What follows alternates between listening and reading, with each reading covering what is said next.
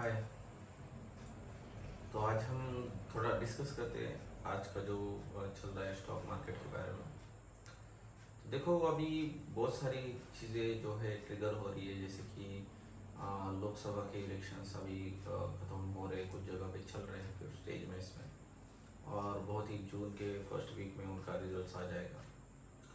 और बहुत सारे अलग अलग जो इन्वेस्टर्स हैं तो वो अपने अपनी राय प्रेजेंट कर रहे हैं। तो जनरली ऐसा होता है, ऑब्जर्वेशन ऐसा होता है कि अगर जो सरकार अभी तक है वही सरकार अगर आगे कंटिन्यू होती है तो बाजार जो है वो थोड़ा सा स्टेबल रहता है ना।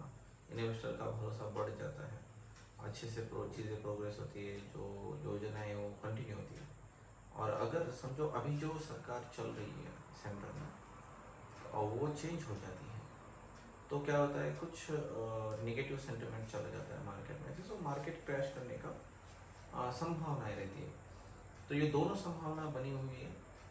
हो सकता है कि मोदी जी वापस से जो लोकसभा चुनाव है वो जीत के आए। अगर ऐसा होता है तो संभावनाएं होती है ज़्यादा से ज़्यादा कि अच्छी तरीके से मार्केट जो है अपना हाई बनाए। वैसे भी अभी निफ्टी 50 देखा जाए तो अपने सबसे हाईएस्ट पोजीशन पे अभी चल रहा है। और बाकी के भी सी चीज़ें जो है मार्केट में वो ठीक ठाक चल रही है। तो अगर टेक्निकल के हिसाब से बात करें तो, और अगर दूसरी पार्टी कोई अगर अचीव करती है सेटअप को तो शायद नेगेटिव सेंटिमेंट जा सकता है, या मार्केट को वो भी अच्छा लग सकता है, कोई कह नहीं सकता। पर जनरली ट्रेड ऐसा होता है कि जो प्रीवियस सरकार होती है वो अगर कंसिस्टेंट रहती है तो मार्केट स्टेबल तरीके से बढ़ता है। और अगर सरकारें चेंज होती है या बार बार अस्थिर सरकार ये आती है तो थोड़ा मार्केट में अप एंड डाउन्स होते रहते हैं। ये एक नॉर्मल ट्रेड है। अब इसके ऊपर अलग अलग लोगों की अलग अलग राय है। अब बहुत सारे अलग अलग लोग हैं, वो कहते हैं, कुछ लोग कहते हैं अभी तो देखो बहुत सारे लोगों ने अब लिक्विडेट कर लिया है फंड को, हाथ में लक्ष्मी रखा है। शायद हो सकता है कि इलेक्शन के बाद, रिजल्ट के बाद वो एक अपॉर्चुनिटी बनेगी, एक डिप मिलेगा मार्केट में। हो सकता है, डेफिनेटली कुछ भी हो सकता है मार्केट में, कोई प्रिडिक्ट नहीं कर सकता उस चीज़ को। कुछ कुछ लोग कहते हैं कि देखो अभी निफ्टी 50 काफ़ी हाई लेवल बना चुका है और टेक्निकल के हिसाब से वो ऑल टाइम हाई पे चल रहा है, उस समय उस जगह पे वो कंसोलिडेट कर रहा है।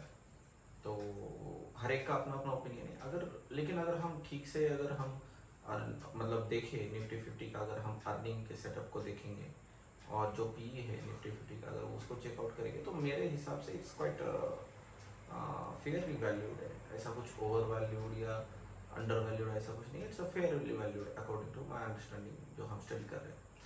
और अब यहाँ पे हमको देखना पड़ता है कि अभी करंट पोजीशन में क्या। वैसे तो देखो थाउजेंड्स स्टॉक्स पड़े हुए हैं मार्केट में, लेकिन बहुत ही कम स्टॉक्स ऐसे हैं जिसको हम ब्लू चिप स्टॉक्स भी कहते हैं। और बहुत कम बार ऐसा होता है कि वो अपने बहुत ही प्यारे प्राइस चीज़ें को प्यार आते हैं। तो अगर स्टडी पर्पस के लिए हम अगर देखेंगे स्टॉक का, अगर एनालिसिस करते हैं, वैसे बहुत सारे जो स्टॉक्स हैं अभी भी मार्केट में, बहुत सारे स्टॉक सपोर्ट पे है।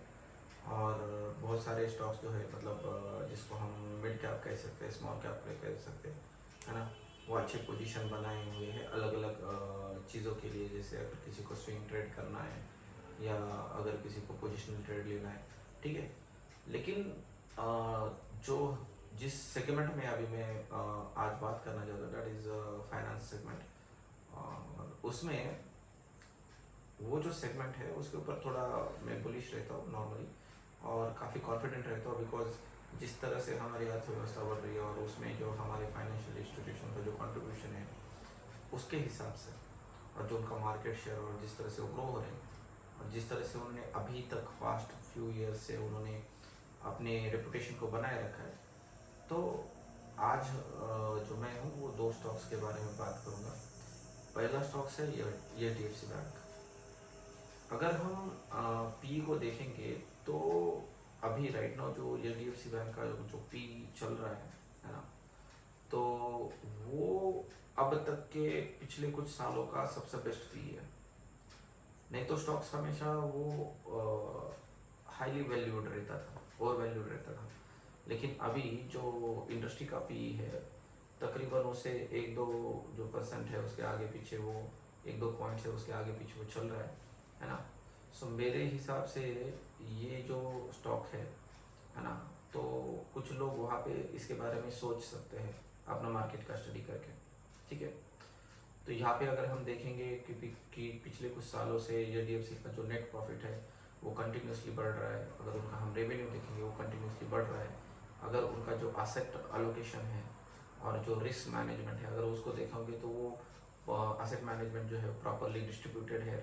रिस्क जो होते हैं बैंक्स के लोन देते समय के, वो सबसे सेफेस्ट अगर हम बात करें इंडस्ट्री में तो एचडीएफसी बैंक के हैं। और कितना जाने कितने लोगों का ये फेवरेट कंपनी है ना, बियास बैंक है। और वो एक ठीक ठाक वैल्यूएशन पे अभी राइट नाउ अवेलेबल है।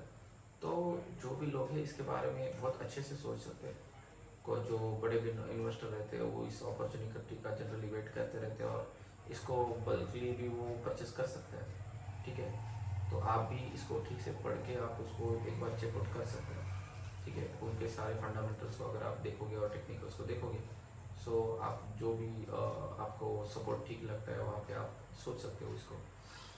दूसरा एक स्टॉक है, अभी कुछ आरबीआई का बैन लगा था, सेम सेम कैटेगरी से बिलोंग करता है, दैट इज़ कोटक बैंक। और जैसे सेम कंडीशन जैसे असेट एलोकेशन है, रिस्क मैनेजमेंट है, जैसे सेम एचडीएफसी का कंसेप्ट चल रहा है। पिछले कुछ सालों का अगर हम रिकॉर्ड उठा के देखेंगे तो रेवेन्यू कंटिन्यूसली उनका ग्रो हो रहा है, जो प्रॉफिट्स है उनके वो कंटिन्यूसली ग्रो हो रहे हैं, लेकिन स्टॉक प्राइस वही का वही है ना। तकरीबन दो तीन सालों का भी अगर हम ठीक से देखेंगे तो, या अगर क्वार्टर्स का भी हम देखेंगे तो। और अभी आरबीआई की जो उनके ऊपर सैंक्शंस लगे हैं उनके कारण उनका जो प्राइस है वो और नीचे आ गया है। और पीई भी उनका जो है तकरीबन अभी एचडीएफसी जैसी बड़ी बैंक कहा जाता है कि उसको 7th रैंक पे है ना, जब एचडीएफसी और एचडीएफसी बैंक का कंबाइन हो गया तो ये दोनों का जो पी है तकरीबन सेम ही है। तो आप स्टडी के पर्पज़ के हिसाब से इन दोनों चीज़ों को देख सकते हैं। और भी बहुत सारे बेटर स्टॉक्स हैं और इसको जो है हम उस हिसाब से देख सकते हैं। सो आज के लिए हम यहाँ पे रुकेंगे और जैसे ही कुछ अपॉर्चुनिटी बनती है तो हम उसके बारे में डिस्कस कर सकते हैं। और अगर आप कुछ चाहते हो कि हम किस सेगमेंट के बारे में वीडियोस बनाएं तो आप कमेंट सेशन में लिख सकते हो, तो हम इसके बारे में पक्का सोचेंगे। So thank you.